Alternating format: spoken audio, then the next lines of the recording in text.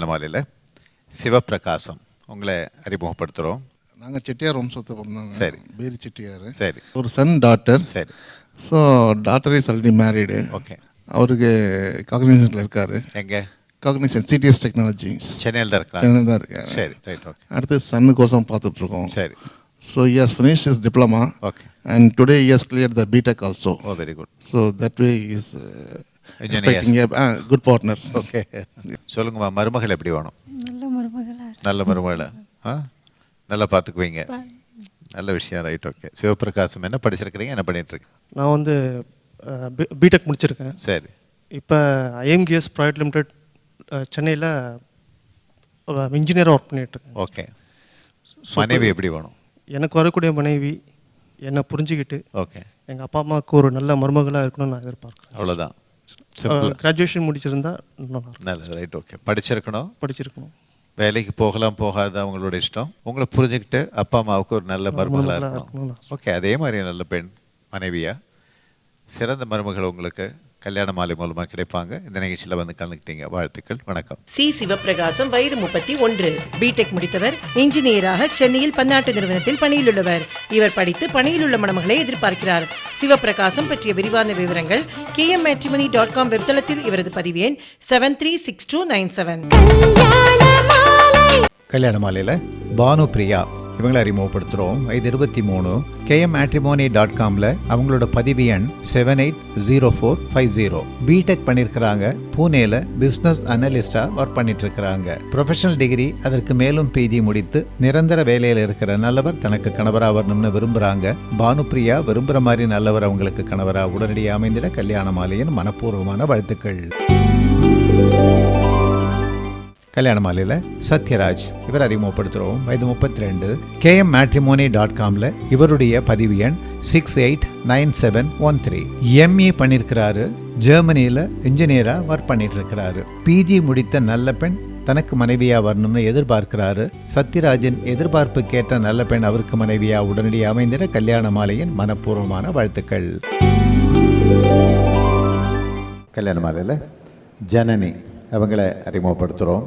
தொண்டை மண்டல சைவ வேளாளர். சரி. ஆச்சாரமான குடும்பம். சரி. ஒரு மகன், ஒரு மகள். மகள் இளையவள். ஓகே. மகன் எம்ஏ முடிச்சுட்டு இன்ஜினியரிங் காலேஜில் உதவி பேராசிரியராக பணியாற்றுறாரு. சரி. மகளும் எம்ஏ முடிச்சிருக்கு. குரூப் 1க்கு ப்ரிப்பேர் பண்ணிகிட்ருக்கு. சரி, ரைட். நல்ல மருமகனாக, வேலையில் இருக்கிற மருமகனாக தேவை. ஓகே. படித்து பிஇ எம்இ எனி குவாலிஃபிகேஷன். சொல்லுங்கள். ஜனனியோட அங்கிள் நான். சரி. பாப்பா வந்து நல்ல குணத்தை உடைச்சி அதுக்கேற்ற கணவனாக அமையணும். ஓகே. குடும்பத்தில் வந்து மூத்த மகனாக அமைகிற மாதிரி ஒரு மருமகன் எதிர்பார்க்குறோம். ஓகே. Okay, right. ஜனனிக்கு மிகச்சிறந்த படிப்பு படித்து அருமையான பொசிஷனில் வேலையில் இருக்கிற கண்ணும் கருத்துமாக அந்த பெண்ணை பார்த்துக்கக்கூடிய அருமையான பையன் அவங்களுக்கு சிறந்த கணவனாகும். உங்களுக்கு வாழ்க்கை முழுக்க சரி இந்த மாதிரி மருமகன் நமக்கு கிடைச்சது நமக்கு பாக்கியம் நினைக்கக்கூடிய அளவுக்கு ஒரு நல்ல மருமகன் உங்களுக்கு கிடைப்பாங்க. என்னோட மனப்பூர்வமான வாழ்த்துக்கள். இஎம் ஜனனி, வயது 25, எம்இ முடித்தவர், திண்டிவனத்தில் வசிப்பவர். இவர் நன்கு படித்து நல்ல பணியில் உள்ளவரனை எதிர்பார்க்கிறார். ஜனனி பற்றிய விரிவான விவரங்கள் kmmatrimony.com வெப்தளத்தில் இவரது பதிவு எண் 784524. கல்யாண மாலையில் பாலாஜி இவர் அறிமுகப்படுத்துகிறோம். வயது 25. kmmatrimony.comல இவரது பதிவு எண் 774982. ஜெர்மனி பெர்லினில் பிஹெச்டி பண்ணிட்டு இருக்கிறாரு. ப்ரொஃபஷனல் டிகிரி மேலும் பிஜி முடித்த நல்ல பெண் தனக்கு மனைவியாக வரணும்னு விரும்புகிறாரு. பாலாஜி விரும்புகிற மாதிரி நல்ல பெண் அவருக்கு மனைவியாக உடனடியாக அமையணும்னு கல்யாண மாலை மூலமாக மனப்பூர்வமாக வாழ்த்துறோம். கல்யாண மாலையில் பிரவீன் இவர் அறிமுகப்படுத்துகிறோம். வயது 34. kmmatrimony.comல இவரது பதிவு எண் 512352. எம்எஸ் மேலும் எம்பிஏ பண்ணியிருக்கிறாரு. லக்சம்பர்க்ல டெக்னிக்கல் இன்ஜினியராக ஒர்க் பண்ணிட்டு இருக்கிறாரு. படித்த நல்ல பெண் தனக்கு மனைவியாக வரணும்னு நினைக்கிறாரு. பிரவீன் நினைக்கிற மாதிரி சிறந்த பெண் அவருக்கு மனைவியாக உடனடியாக அமைந்திட கல்யாண மாலையின் மனப்பூர்வமான வாழ்த்துக்கள்.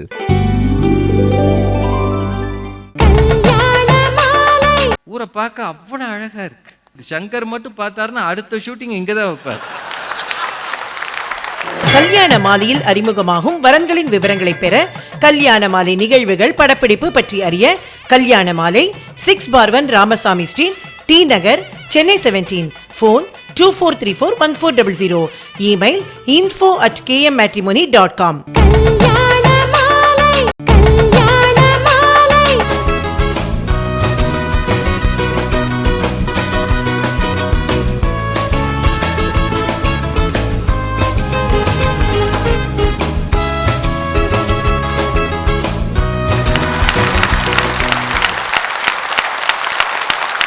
சுவிட்சர்லாந்து பெர்ன் பட்டிமன்றத்தில் நடுவர் திரு ராஜாவின் தொடக்க உரை சென்ற வார தொடர்ச்சி. எல்லாமே இந்த ஊர்ல அழகுன்றாங்க. 7 பேர் தான் நம்மள மந்திரி. இந்த ஊர்ல எல்லாருமே மந்திரி, வேலை மட்டும் நடக்க மாட்டேங்குது. நல்ல ஜனநாயகம் இருக்குன்றாங்க. அப்புறம் எந்த ஊரோடையும் சண்டைக்கு போறது இல்லைன்றாங்க. இராணுவத்துக்கு செலவு இல்லைன்றாங்க. ஏறக்குறைய 200 கிலோமீட்டர் வேகத்தில் ட்ரெயின் போகுது. ஊரை பார்க்க அவ்வளோ அழகா இருக்கு. மஞ்சளா ஒரு பூ எங்க பார்த்தாலும் பூத்து இருக்கு. சங்கர் மட்டும் பார்த்தாருன்னா அடுத்த ஷூட்டிங் இங்கே தான் வைப்பார். அதனால ரொம்ப அழகான பகுதிங்க. கடவுள் என்னவோ தன்னுடைய படைப்பில் ஒரு சில இடங்களில் சில உன்னதங்களை படைத்து விடுகிறார். அந்த மாதிரி உன்னதமான நாடு என்றால் சுவிட்சர்லாந்து தான் எனக்கு தெரிய. நாங்க எந்திரிச்சா பொங்கல், உட்காந்தா இட்லின்னு சாப்பிட்டு பழகிட்டோமா. நம்ம ஊர்ல கொஞ்சம் சிரமமா இருந்தது. ஆனாலும் ரொம்ப நல்லா இருக்கு இந்த அனுபவம். இந்த பனியை பார்ப்பது என்பது, பனி விழும் மலர்வனம்னு பாட்டில் தானே கேட்டோம். பனி விழும் மலர்வனத்தை பார்த்ததே இல்லையே, கற்பனையில் தான் பார்த்தோம். ஆனால் கண்ணெதிரே காணுகிற ஒரு அருமையான அற்புத தேசம் இந்த சுவிட்சர்லாந்தில். சினிமாவை பற்றி ஒரு பட்டிமன்றம்னு கல்யாண மாலை விரும்பி இருக்கிறது. கொஞ்சம் முன்னாடி ஒரு பாடல், ஆயர்பாடி மாளிகையில் தாய்மடியில் கன்றினை போல்னு ஒரு பாட்டுக்கு பசங்க ஆடினாங்க. அதில் கண்ணனா சுவிட்சர்லாந்து பையன்தான் வந்தான்னு நினைக்கிறேன், இல்லையா? எந்த ஊர்லேயும் கண்ணை இவ்வளவு சிவப்பாக இருந்தது இல்லையா? இந்த ஊருக்கு வந்தால் கண்ணம் கூட கலர் ஆயிடுவான் போல. அந்த பிள்ளைய நான் ரொம்ப நல்லா கவனித்தேன். கடைசியாக ஒரு அபிநயம் பிடிச்சான், குழல் ஊதுற மாதிரி இப்படி வரல, எனக்கு அது வைக்கவும் வரமாட்டேங்குது. அவன் அவ்வளோ அழகாக பண்ணான். இங்கே வந்த பிறகு பண்பாடு, கலை, கலாச்சாரத்தை விடாமல் வைத்து கொண்டிருக்கிற தமிழ் மக்களை பார்க்கும்போது அடுத்த தலைமுறைக்கு மட்டுமல்ல அடுத்த நாட்டவருக்கும் நம் தேசத்து பண்பாட்டை சொல்லித் தருகிற உங்களுக்கு கூடுதலான வாழ்த்துக்களும் பாராட்டுக்கள். இதுல சினிமாவை பற்றி ஒரு தலைப்பு. திரைப்படங்களால் தமிழ் சமூகம் பெற்றது அதிகமா இழந்தது அதிகமா அப்படின்னு ஒரு தலைப்பு கொடுத்துருக்குறாங்க. சினிமாவை பார்க்காம யாரும் இருக்க முடியாது. நான்லாம் சின்ன பிள்ளையா இருக்கும்போது விசேஷ நாட்களில் சினிமாவுக்கு போவோம். அப்போதான் மதுரையை சுற்றி ஏகப்பட்ட சினிமா தியேட்டர் இருந்தது. தர டிக்கெட்டுன்னு ஒன்று இருக்கும். அதில் போனீங்கன்னா சில இடங்களில் மண் போட்டிருப்பாங்க, அப்புறம் சில இடத்துல சிமெண்ட் போட்டிருப்பாங்க. 40 பைசா அந்த காலத்தில் நான் பார்த்தது. 4 40 பைசா. அதுக்கு பின்னாடி கொஞ்சம் தள்ளி போனீங்கன்னா கனவான்கள் உங்களை மாதிரி பெரியவங்க உட்கார்றது. மொட்டை பெஞ்சாக இருக்கும், சாய முடியாது, சாஞ்சிங்கன்னா விழுந்துருவீங்க. அதுக்கு 70 பைசா. 90 பைசா கொடுத்தீங்கன்னா அல்லது 1 ரூபாய் கொடுத்தீங்கன்னா சேரு, முதுகு சாயறதுக்கு ஒரு வசதி இருக்கும், கட்டை. இதில் உட்காந்து நாங்கள் எம்ஜிஆரையும் ஜெமினி கணேசனையும் சிவாஜியையும் ரசிச்சிருக்கிறோம். இதுலேயே ரொம்ப நல்ல சீட்டு எதுனா தர டிக்கெட்டு தான். ஏன்னு சொல்லுங்க? மற்றவெல்லாம் உட்காந்தே தான் இருக்கணும். தர டிக்கெட்டுக்காரன் அப்படி விலக்கிட்டு மல்லாந்துருவான். அப்படியே சாஞ்சிட்டான்னா படுத்துக்கிட்டே படம் பார்ப்பான். இடையில உறங்கிடுவான், இன்டர்வெல்ல முறுக்கு தின்னுவான், திரும்பவும் படம் பார்ப்பான். அந்த வசதி. இப்போ வீட்டில் டிவி பார்க்குறோம்ல படுத்துக்கிட்டே, இதை ஆரம்பித்து வச்சவங்க தர டிக்கெட்டில் படம் பார்த்தவங்க. வீட்டில் வீட்டம்மாவோட சண்டை போட்டு போனவன் பூரா அங்கே போய் படுத்துருவான். முதல் காட்சியும் பார்ப்பான், 2வது காட்சியும் பார்ப்பான். இந்த மாதிரி ஒரு சினிமா இருந்த காலம் அது. திரைப்படங்களை பார்க்காதவர்கள் தமிழர்கள் நம்ம ஊரில் இருக்கவே முடியாது. ஏறக்குறைய ரொம்ப காலமாக சினிமாவோடு நாம் வளர்ந்திருக்கிறோம். 1930களுக்கு பிறகு தமிழ் சினிமாவில் பேசும் படம் வந்தது. அலமாரா அப்படின்னு இந்தியாவிலேயே முதல் பேசும் படம். இங்கே நம்ம ஊரில் ஹரிச்சந்திரான்னு நினைக்கிறேன், ராஜா ஹரிச்சந்திரா, அதுதான் நம்ம ஊரில் வந்த முதல் பேசும் படம். பெரிய பெரிய ஆட்கள் எல்லாம் சினிமா எடுக்கணும்னு ஆசைப்பட்டாங்க. சினிமா வந்த வரலாறு இருக்கு பாருங்க, அதுவே தனியான வரலாறு. அந்த காலத்தில் பிரகாஷ்னு ஒருத்தர், அவர் போய் வெளிநாட்டில் இப்போ இந்த லண்டன்லாம் வந்து சினிமா எடுக்கிறத பற்றி படிச்சுட்டு வந்து முதல்ல ஒரு அவுட்டோர் ஷூட்டிங்காக மதுரைக்கு வந்தார். மதுரைக்கு வந்து மீனாட்சி கல்யாணம்னு ஒரு சினிமா எடுத்தார். மீனாட்சி கல்யாணத்தில் ஒரு ரொம்ப வேடிக்கை நடந்தது. என்னன்னா, அந்த காலத்தில் கூத்து நாடகமெல்லாம் இருக்கும். நாடகத்தில் கூட பெண்கள் போய் நடிப்பதை சமூகம் ஒத்துக்கொள்ளவில்லை. அதனால் நிறைய பேர் ஆண்கள் தான் பெண் வேஷம் போடுவாங்க. டிகேஎஸ் பிரதர்ஸ்லேருந்து சிவாஜி கணேசன் கூட ஆரம்ப காலத்தில் பெண் வேஷம் போட்டு நடிச்சிருக்கிறார். பெண்கள் வந்து பொது இடங்களில் ஆண்களை தொட்டு பேசுவதை கூட அன்றைய சமூகம் அங்கீகரிக்கவில்லை. இந்த நிலைமையில் ஒருத்தர் கேமராவை தூக்கிட்டு படம் எடுக்கிறேன்னு வந்தார்னா, மதுரை எங்கள் ஊர், ஒரு ஆள் மீனாட்சியாக நடிக்க ஒத்துக்கல. தமிழ்நாட்டிலே யாரும் ஒத்துக்கல. கடைசியாக அவர் என்ன பண்ணார்னா, ஆங்கிலோ இந்தியர்களுக்கு மீனாட்சி வேஷம் போட்டார். ஆங்கிலோ இந்திய பெண்களுக்கு அவங்க என்ன கலராக இருப்பாங்க, இப்போ வந்து கிருஷ்ண மாதிரி இருப்பாங்க. ஏன்னா மீனாட்சிக்கு நேரம் கருப்பு. அந்த ஆளுக்கு கொண்டு போய் வச்சு படம் எடுத்தால் எங்கள் ஊர் மதுரைக்காரங்க எதுக்கு இடைஞ்சல் பண்ணுவாங்க. ஒரு கேமராவை தூக்கிட்டு போயிருக்காரு, படம் எடுக்கக்கூடாதுன்ட்டான். எடுக்கக்கூடாதுன்னு மறியல் பண்ணியிருக்காங்க. பல பிரச்சனைக்கு மத்தியில் இவர் கேமராவை சரியாக எடுக்காமல் படம் எடுத்துகிட்டு வந்து போட்டு பார்த்துருக்கிறாரு. எல்லாத்துலேயும் தலை தெரியாமல் உடம்பு மட்டும் தெரிஞ்சிருக்கு. தலையை காணமா அந்த படத்தில். உடனே சொல்லிட்டாங்க, எங்கள் சாமியை நீ படம் எடுப்பியா, அதான்டா தலை தெரியலைன்ட்டான். அது தெய்வ குத்தம் ஆயிடுச்சு. இப்படித்தாங்க நம்ம ஊரில் சினிமா தொடங்கி இருக்கு. இன்னொரு ஊமை படத்தில் ஒரு கேமராவை இப்படி சாட்சி வச்சு எடுத்திருக்காங்க. சாட்சினா இப்போ நேரம் இருக்கிற கோபுரம் இப்படி சாட்சி தெரியும்ல, கேமராவை சாட்சி வச்சு எடுத்திருக்கான். படம் ஓடிட்டு இருக்கும்போது எல்லாரும் எந்திரிச்சு ஓடிட்டாங்க வெளியே. ஏன்னா அந்த கோபுரம் உள்ள விழப்போகுதுன்னு நம்ம ஆளுக்கு படம் பார்த்து இதுதான் நடந்திருக்கு. கொஞ்ச நாள் முன்னாடி கபாலி வந்தது. நிறைய பேர் வேலை செய்கிற இடத்துக்கு லீவ் போட்டே போயிட்டாங்க. லீவ் போட்ட ஆளுக்கு மேடையிலே இருக்கு, யாரும் சொல்ல மாட்டாங்க. சொன்னா நீங்க கண்டுபிடிச்சிடுவீங்க.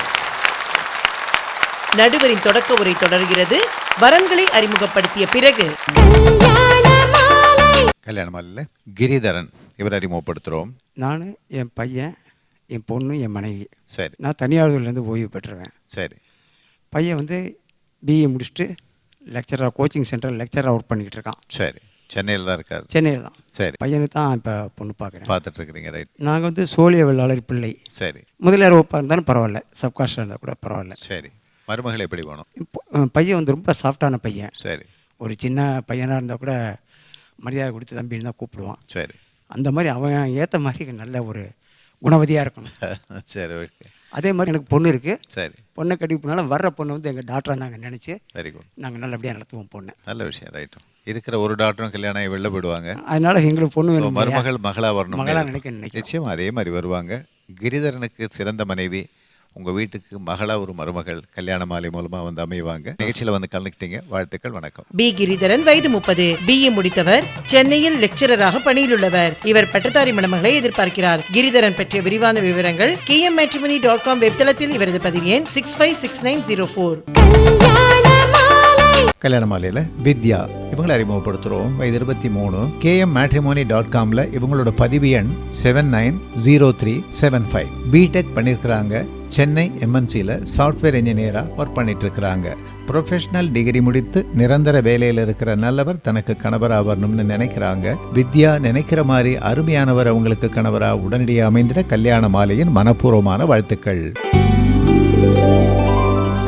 கல்யாண மாலையில் தினேஷ் இவர் அறிமுகப்படுத்துகிறோம். வயது 27. kmmatrimonyல இவரது பதிவு எண் 744735. பிஇ பண்ணியிருக்கிறாரு. எம்எஸ் பண்ணிட்டு இருக்கிறாரு.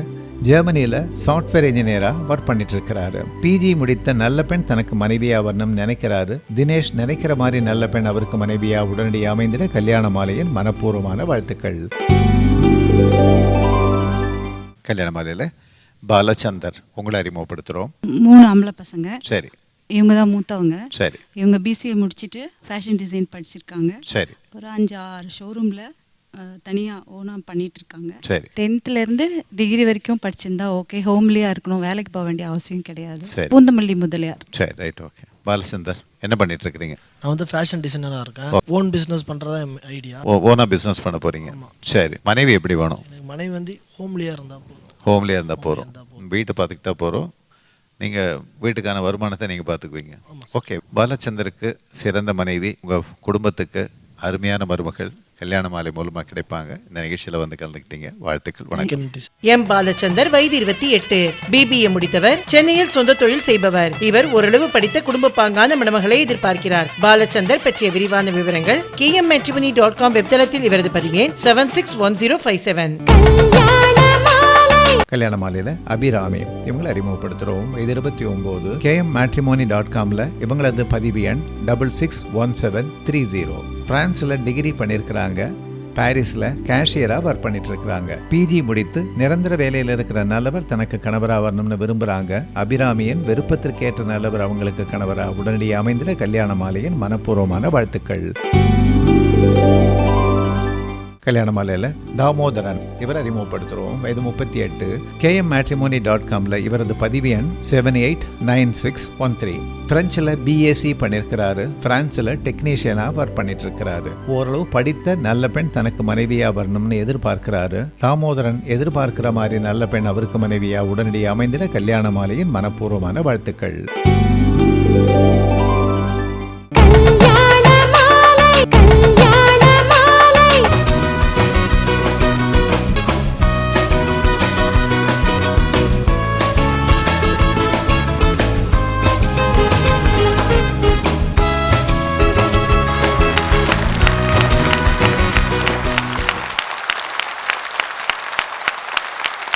இந்த சினிமா முதலில் புராணங்கள் பேசியது. ஹரிச்சந்திரன், வரிசிய கீசகவதம், லவகுசா, சம்பூர்ண ராமாயணம் இதெல்லாம் பேசிச்சு.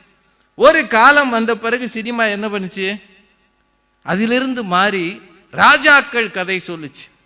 எம்ஜிஆர் படம்லாம் பார்த்துருப்பீங்க, நிறைய படங்களில் ராஜா வேஷம் போட்டு ஒரு உடைவாள் ஒன்று வச்சு வருவாங்க. அதுக்கு பிறகு பகுத்தறிவு மெல்ல வந்தது. நிறைய படம், ஓரிரவு, வேலைக்காரி, பராசக்தின்னு பகுத்தறிவு பேசிச்சு. அதுக்கு பிறகு குடும்பம் பேசிச்சு. பாலும் பழமும், பாசமலர், குடும்ப கதையாக பேசிச்சு. 1970களுக்கு பிறகு நியூ வேவ் படங்கள்னு வந்தது. அதில் பூரா புதுமை வந்து புகுத்துனாங்க. 80-90களுக்கு பிறகு என்னென்னவோ வருது. எதையும் கிளாசிஃபை பண்ண முடியாது, எல்லாம் வருது. இந்த சூழலில் 30களில் தொடங்கின சினிமா 2017க்கு வந்துடுச்சு. இப்போ யார் வேணாலும் நடிக்கலாம், என்னையும் சேர்த்து ஹமீதையாவையும் சேர்த்து. இந்த சூழலில் இந்த தமிழ் சினிமா இதிலிருந்து நாம் பெற்றது அதிகமா, நாம் இழந்தது அதிகமா? சினிமா வளர்ந்துருக்கு, நிறைய படங்கள் வருது, யாராரோ நடிக்கிறாங்க. படம் ரிலீஸ் ஆகும் முன்னாடி யூடியூப்பில் வந்துடுது. என்னென்னவோ குரூப்பெல்லாம் இருக்குது. பாகுபலி நேற்று முந்தா நாள் வந்திருக்கு. தமிழ்நாட்டில், இந்தியாவில் பெரிய ஒரு விழா மாதிரி நடந்திருக்கு. கொஞ்ச நாள் முன்னாடி கபாலி வந்தது. நிறைய பேர் வேலை செய்கிற இடத்துக்கு லீவ் போட்டே போயிட்டாங்க. லீவ் போட்ட ஆளுக்கு மேடையிலே இருக்கு, யாருன்னு சொல்ல மாட்டேன். சொன்னால் நீங்கள் கண்டுபிடிச்சிடுவீங்க. சினிமா வர்றதுங்க திருவிழா மாதிரிங்க. கடவுள் வரும்போது கூட இவ்வளவு பவியமாக எவனும் போய் நிற்கிறது இல்லை. தியேட்டர் வாசல் அப்படி நிற்கிறான். ஒரு டிக்கெட்ண்ணே, எதுக்கு ஒரு டிக்கெட்ண்ணே, எவ்வளவுன்னு தர்றேண்ணே. நாங்கள் வந்து நான் சிவாஜியில் ஒரு சும்மா அப்படியே வந்து போயிருப்போம். அது கரூரில் ஒருத்தன் அந்த படம் ரிலீஸ் ஆன அன்றைக்கி எனக்கு ஃபோன் பண்ணுறான், ராஜா சார் உங்கள் படத்தை நான் பார்த்துட்டேன்னா. என் படம் இல்லைடா, ரஜினி படம். அது என் படம்னு சொன்னால் அவர் திட்டுவார். அவ 1200 சார் டிக்கெட்டுன்றான். உங்கள் ஊர் ஃப்ராங்குக்கு நீங்கள் பெருக்கி பார்த்துக்கோங்க. நாங்கள் இங்கே வந்தாலே இந்த கால்குலேட்டரோடையே அலையிறோம். இங்கே ஒரு ஃப்ராங்க், ஒரு ஸ்விஸ் 64 ரூபா வருது இல்லை, 67 ரூபாயா பகீர்னுது. 67 ரூபா கொடுத்து வாங்கணுமா? ஒரு காப்பி தான் அது. அது இங்கே 3 ஃப்ராங்க்னு நினைக்கிறேன். 3 × 67 180 ரூபா. பட்னியாவே ஊருக்கு போயிடுவோம். எங்கள் ஊரில் 20 ரூபாய்க்கு அழகான காப்பி தரான். இதில் என்னங்க இப்படி அநியாயம் பண்ணுறாங்க? இவ்வளவு காசு வாங்கிட்டு வெறும் வெண்ணி தாங்க தரான், மீதி எல்லாத்தையும் நீ போட்டு கலக்குன்றா. நான் போட்டு கலக்குனா பாதி காசு திருப்பி கொடு. ஐயா 3 ரூபாயும் கொடுப்பேன், கலக்கிறது நானா? கலக்கிறதுலேயே அது ஆறி போயிருதியா. காரணம் நம்ம பெருமூச்சோட வேற கலக்கிறோமா, ஊதாமலே குளிர்ந்துருது. கடைசியில் காப்பி இருக்கு, அது கண்ணி தண்ணி மாதிரி இருக்கு. இதுக்கு 3 ஃப்ராங்க்கு.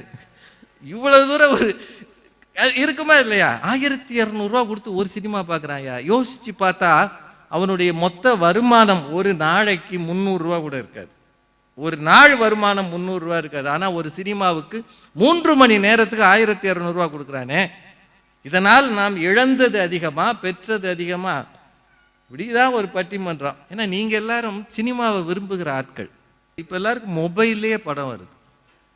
அப்படி பார்த்து சிரிச்சுக்கிட்டே இருக்கான். என்னடா இது ஆயிடுச்சா? இல்லைண்ணே சூப்பர் சீன் ஓடுதுன்றான். இதுலேயே வந்துடுது. போகிற இடத்துக்கெல்லாம் படம் வருது. இந்த மாதிரி வளர்ச்சி வந்த பிறகு இந்த சினிமாவால், இந்த திரைப்படங்களால் சமூகம் என்ன பெற்று இருக்கிறது? இதுதாங்க பட்டிமன்றம். பட்டிமன்றம் என்பது உலகத்திலேயே எந்த மொழியிலும் இல்லாத அற்புதமான கலை வடிவம். தமிழுக்கே உரிமையானது. தமிழுக்கு எத்தனையோ சொத்துக்கள் இருக்கிறது, எத்தனையோ உயர்வு இருக்கிறது. எந்த மொழியிலும் இல்லை பட்டிமன்றம், தமிழில் மட்டும்தான் இருக்கிறது.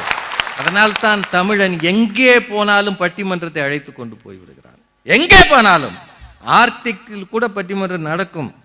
அங்கேயும் கல்யாண மாலை போகும். அங்கே 2 பேரும் கல்யாணம் பண்ணி வைக்கும். அப்பா அம்மாவால் முடியாத ஒரு விஷயத்தை எங்கேயோ இருந்து கொண்டு தந்தை தாயினுடைய பொறுப்பை ஏற்றுக்கொண்டு ஒரு நிறுவனம் 3.5 லட்சம் திருமணங்களை நடத்தி இருக்கிறது என்றால் சன் டிவியின் கல்யாண மாலைக்கு தான் அந்த பெருமை உண்டு. சாதாரண விஷயம் இல்லை அது. கல்யாண வயதில் பெண் இருக்கிற தகப்பனுக்கும் தாய்க்கும் தான் அந்த வலி தெரியும். அந்த வலிகளை எல்லாம் யாரோ ஒருவர் வாங்கி கொண்டு அங்கே அங்கே இருக்கிறவர்களுக்கு சரியான துணையை தேடி தருகிற அற்புதமான பணி கல்யாண மாலையின் பணி. அது உங்கள் ஆதரவோடு சுவிட்சர்லாந்து வரை வந்திருக்கிறது. இன்னும் இன்னும் வளரும், தொடரும். இந்த சூழலிலே தமிழ் திரைப்படங்களை பற்றி அருமையான பட்டிமன்றம். தமிழ் திரைப்படங்களால் இந்த சமூகம் பெற்றது அதிகமா இழந்தது அதிகமா? நடுவர்களே, நீங்கள் கூறுங்கள். இந்த திரைப்படம் தமிழ் சமூகத்துக்கு நிறைய தந்து கொண்டே இருக்கின்றது. இந்த வசனத்துல வேற எங்கேயும் பேசுவீங்களா? இப்ப என்ன எடுத்துக்கங்க, ஆர்யாவுக்கு ஜோடியா நடிக்கிறன்னு கனவு காண்ற என்ன ஆர்யாவுக்கு அக்காவா நடிக்கிறீங்களான்னு கேட்டா எப்படி ஃபீல் பண்ணுங்க? கொஞ்சம் ஃபீலிங் ஜாஸ்தியா அந்த மாதிரி தான் நீங்க ஃபீல் பண்ணீங்க, அது எனக்கு தெரியும். ஹலோ, நான் எப்பமா உங்களுக்கு சொன்னேன்? திரைப்படங்களால் பெற்றது அதிகமா இழந்தது அதிகமா? சுவிட்சர்லாந்து வாழ் பேச்சாளர்களின் விவாதம் அடுத்த வாரம்.